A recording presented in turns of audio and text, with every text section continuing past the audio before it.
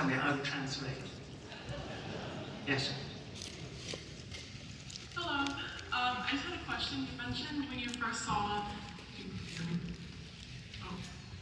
Hold the microphone closer to your face. Cool, okay. Unless you're talking, never mind. You mentioned when you first saw the painting for C3PO that there was something that initially drew you to it. I was just wondering if you felt that same emotion when you were carrying out the performance, or even afterwards, if it stuck with you. I've never been so moved by a piece of artwork. And Ralph McQuarrie's his ability to create that thing, but then the sculptor Liz Moore to create that in 3 dimensions was truly remarkable. So, you know, in films, a lot of the people who get attention are the actors. But boy, if you turn the camera around and saw the array of studio technicians and artists and the supporting, the actors are only a part of it. But it all starts, it actually starts with a story, and if it doesn't, then you know, nice artwork isn't going to cut it.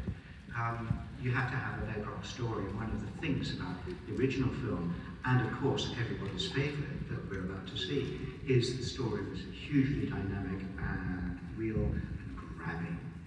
Another question? Yeah. Thank you so much.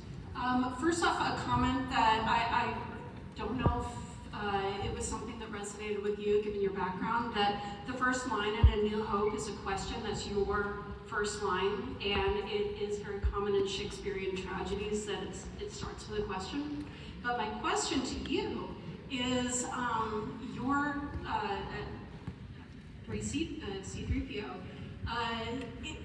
to me always was a bit of a comic relief. And was that something that was deliberate and then you amplified, or?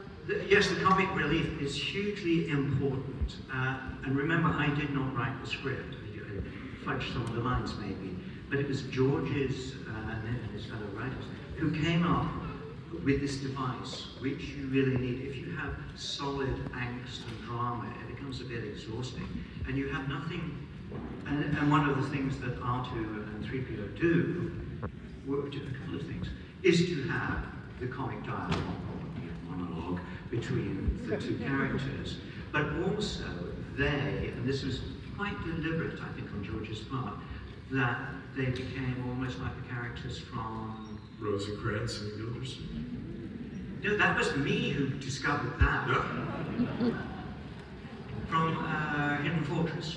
Oh. They're 2 little characters, and you can watch that. They're 2 grumpy little farmers who are bickering with each other all the time.